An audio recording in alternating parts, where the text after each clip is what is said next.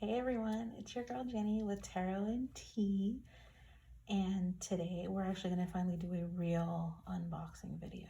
So I know the last two are my two newer decks, and I said I was going to do unboxings for them, but I had already removed plastic and stuff like that, so they weren't traditional unboxing videos.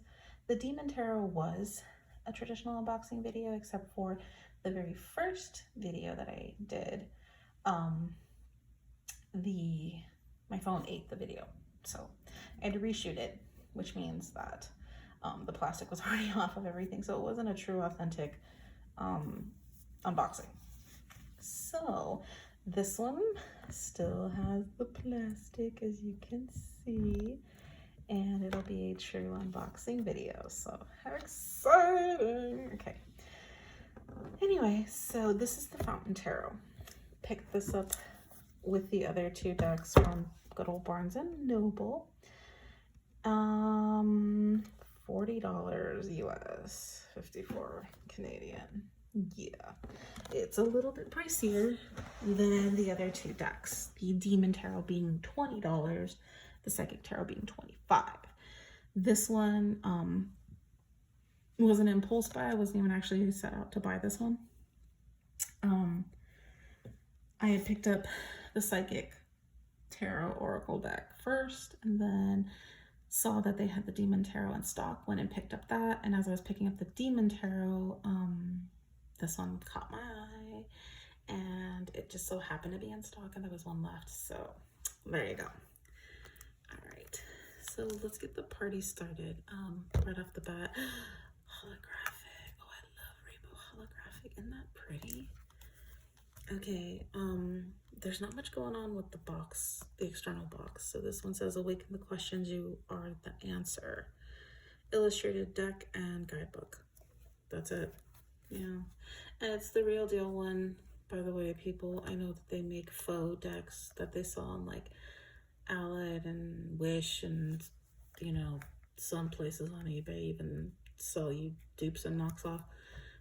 Those decks don't have the holographic external on the box, and it's a completely different box. I think it's just one of the standard cardboard flip top, you know, like a traditional deck of cards style box. You know, it's not pretty like some of the other decks I have. So if you run into like a Fountain Tarot that's not in a really cool looking box, it's probably not because they have Fountain Tarot. But if it, you know, it is what it is. I don't shun anybody for having a dupe of some sort. You know, you get what you can get, right? Not everybody can afford a $40 freaking deck of cards. How the hell does this open? Does it? Okay, that's what I thought. So, like I said, if you get a dupe, you do. Cool on you. It's still cards. You're the reader. The cards are your tool. Some people are like, no, it's got to be this. It's got to be that. And there's all these tarot history rules of your deck has to be gifted to you, or I think somebody said it's either gifted or stolen or something like that. And everybody, I'm in so many tarot communities on Facebook and otherwise. And people will ask questions all the time, like, how are you supposed to, and the common question I see all the time amongst new people getting into tarot is, I read, or someone told me, or, you know, blah, blah, blah, that you were supposed to be given your first tarot deck. And the truth is, I can understand why that would have been, or why that is a theory that's floating around, and I do support it. I do say, if somebody tells you, if somebody tells you like I'm interested in this form of divination or whatever, or you know, I'm interested in the tarot, buy them a deck. Find one that's like just screams them, or get a traditional Rider-Waite deck or something like that, and just be like, here you go. There's a ton of decks out there that are amazing for new readers and things like that. But you know, give it to them, because it just kind of feels like, you know, like anything else, when something's gifted to you, it's a little more genuine, I guess, because it's manifested differently, I guess. But yeah, if you go into tarot history, it used to be really, really hard to get a hold of tarot decks way back in the day. And therefore people stole them. So if you left your expensive or your oftentimes homemade, custom-made tarot deck laying around and someone took it, it was like taking your power, you know, that type of thing. There is way more to the history of it, and I'm not going to get into that right here because I don't really know all of it. I'm going to be flat out with that one. And so if you do know it and you want to comment, and if you want to correct anything I said, please feel free to do so. Just don't argue with me because I really don't give a shit. If you bought your tarot deck, if you stole your tarot deck, if somebody gave it to you, whatever, you know, do good with it. That's all I can say is, you know, just be a good person with it. You know, don't be a faux reader that, yeah, I can read tarot and you can't, and you're charging someone, you know, mad money for a reading, $100 or $50 because, you know, you found a vulnerable person that's going through a hard time that just wants some clarity and came to you, and you're a scammer and you don't know what you're doing and you're taking their money and you're just feeding off of their pain. Don't be that person. You are a terrible person if you do things like that. Tarot is a form, like I said, it's a tool. You're the reader. You're the one that's responsible. It's your karma. It's your everything. It's your connection to guides. It's your connection to yourself. It's your connection to your soul that you're putting out there on the line. And if you don't care about that, fine, but don't take somebody else along the ride with you. So, yeah, with that being said, we're going to get back to this deck. All right, right off the bat on the inside, it says, you are the voice and the breath of the universes. And as I was giving you that little lecture, I'm glad you were looking at that, because, yeah. And the other side to the box has the, you know, traditional little ribbon to help you remove everything. So there's the book. The book's kind of small. Let's see. Okay, yeah, basically traditional major minor arcana, you know, gives you a little layout of the cards, you know, categorize the cups, wands, you know, swords, things like that. Except for instead of pentacles, and you'll see this in a lot of decks where they say coins, because that's what pentacles represents, is coins, money. Traditionally. Okay, so let's remove the rest of that. There's the rest of the inside of the box with the monogram F for Fountain Tarot. So this is one of those wraparound magnetic boxes. Fun stuff. Love those kind of boxes. And inside it is the tarot deck, nice and sealed. It has silver foiling around the edges. And let's get it open because that's not too exciting. Just looking at something wrapped in plastic. Oh my goodness, I'm dropping things. Okay. All right. Very, very papery sounding and feeling. Traditional, it's got a little bit of a matte finish. It's very papery. Okay, this isn't a high laminate tarot deck. Can you hear that? So it should shuffle well.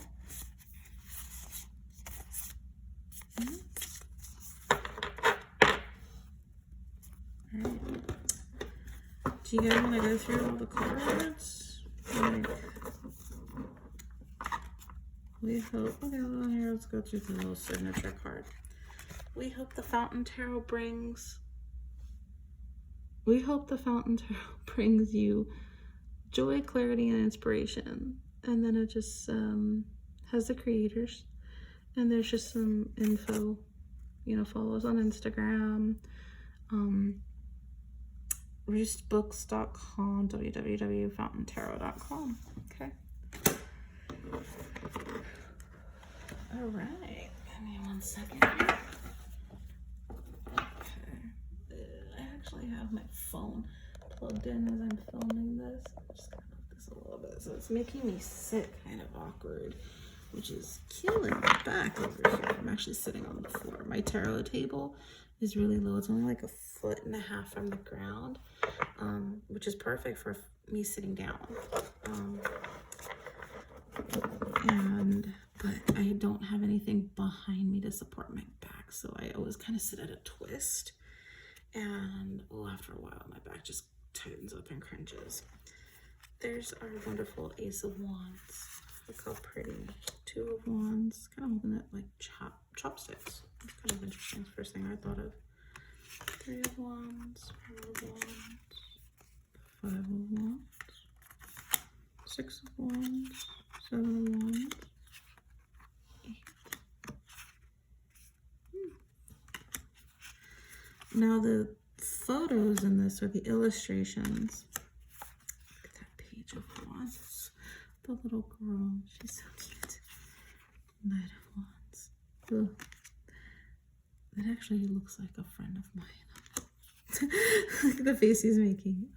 Queen of Wands. The art in these is very untraditional. You know, it's not like, and when I say untraditional, it's not going to be like anything on your red or white decks or anything like that. So different illustrations to kind of highlight different symbology. And each deck of cards I have kind of follows that tune. You know, everybody's kind of means a little something. Look at that 10 of Swords. Look at that 9 of Swords. That anxiety and fear. And then that 10 of Swords. Page of Swords, very young me out, you know. Knight of Swords, someone coming up that hill, right? Queen of Swords, King of Swords, Ace of Cups. Look how pretty that is. They make it look like a bird bath, though. Which they're like, are those 2 tops? Let me look at that. Maybe, huh? Very symbolic of love. Look at that 2 of Cups. That's pretty. And the 3 of Cups. Look at that energy. 4 of Cups. Cups always stand out to me the most in a tarot deck, believe it or not. Even though I'm a Capricorn, and usually coins or pentacles or what normally should appear to me. It's always been cups that I've been very fascinated by. Let me just straighten these up. In any tarot deck, since I was a child. Cool, huh? Let's see. So I'm just gonna flip through these kind of quickly. I don't want this video to be too terribly long or to focus too much on any one thing. 2 of coins, 4 of coins. Some of this symbolism and illustrations are very reminiscent of traditional tarot art. 7 of coins, 8 of coins, 9 of coins, 10. Look at that page. She's just like out there and doing her thing. Kind of like Sound of Music style.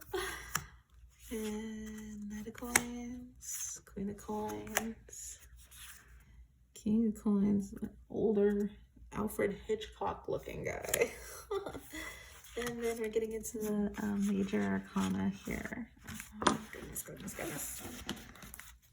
Like I said, I'm having to sit a weird way. So. All right, the Fool, just carefree as ever, you know. Magician, look at that one. Love it. High Priestess, love it. Empress, Emperor, Hierophant, the Lovers, the Chariot, Justice, the Hermit, Wheel of Fortune. I gotta find a better way to film these videos. Strength, the Hanged Man. Ooh, look at that interesting Death card. My 2 favorite cards in any deck are the Death card and the Devil card.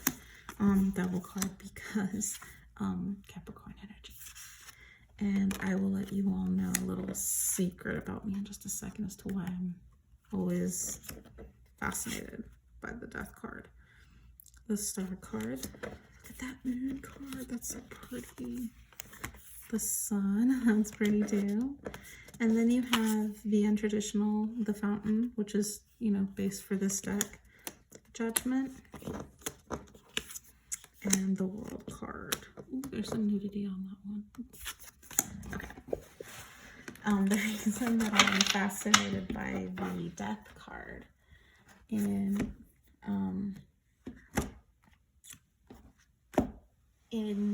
the tarot, in any tarot, is because my soulmate, and you don't know this yet, but you'll learn this about me. I hate the term twin flame. I hate the term soulmate. I hate it because I think as a as a tarot card reader, we often get people that are so desperate to hear those terms. You know, is he or is she my soulmate? Is this my twin flame? You know, are we supposed to be? Is this my karmic connection? Whatever. They want a title. They want a signifier of importance or something for every relationship they're in. Is this the one, basically? So I hate saying like, yes, this is your soulmate connection. Oh my God. If you want a tarot reader to tell you that, there's 1,000 of them on YouTube. And I love, trust me. I love people loving each other more than I will ever love people hating each other. I love peace and opportunity versus stagnation and degradation. I prefer everybody to find balance. I'm not saying like everybody's just going to be shitting rainbows, but, you know, find that harmony, find that balance that can promote a healthier, happier way of living. I love that. I love partnership. I love, you know, the equality of give and take, things like that. Anyway, so when somebody's like, oh, it's my soulmate, and I hate answering that question because that's ego. Soulmate, twin flame, all that's ego talking. You don't own somebody. Your soul doesn't own somebody. And I think we as human beings, at least on this dimension, this dimensional plane, can't handle the idea of twin flame, karmic connection, soulmate, or anything like that, because to us it translates as like an ownership. You know, if you say, well, this is your soulmate, but you're not supposed to be with them, they're like, what does that mean? You're supposed to be with your soulmate. And I've gotten into arguments with people over this. And it's like, you can have a soulmate that you never meet. You can have somebody that connects to you, that you just feel. And you'll never meet, you'll never marry, you'll never have this running into the sunset malarkey. You will just know that that person exists and they balance you just on that other dimensional plane. And people, they don't want that. They don't want to hear that. They want to hear, yes, this is the one and you fight for this and it's going to be, you know, you guys are running off into the sunset together with mimosas and wedding rings and, you know, Fiji vacations, and you're going to have everything that you see on TV. Okay? That stuff's on TV for a reason, because it's not real. Okay? I've seen people that are quote unquote soulmate connections that have beautiful lives. At least they look beautiful. Then I've seen people who have soulmate connections that are miserable. So, rewinding back to my original statement, I have a quote quote soulmate, very much so, and I know he is, for my own personal reasons, but he's a Scorpio. And so he's represented by the Death card, not the World card, but the Death card in the tarot. I know I tapped this, but I just was referring to tarot overall. And yeah, he's a Scorpio, so he's the Death card. So I'll see the devil and death together, and it's a coincidental pairing, but at the same time, because, you know, devil and death and all this very macabre type sensations people get. They're the two cards that are usually the most hated or misunderstood in the tarot by people when they just see them pop out in their spreads. And the duality of them and the merriment that they have is both good and bad, you know, and things like that. So it's a unity that I have my own barriers with, but respect, if that makes sense. This video is getting a lot longer than I wanted it to be, but you're learning and we're talking, so there we go. But yeah, that's my reason for the Devil and the Death card. And this is the unboxing of the Fountain Tarot. If you have any questions or want to see anything in particular or anything like that, just please go ahead and leave it in the comments below. If you would like to schedule a private reading with me, you can reach me at tarotandtjenny, Jenni. I will leave my email address in the description box below, and we will get you set up for a private reading. And with that being said, thank you so much, and you guys all have a wonderful evening.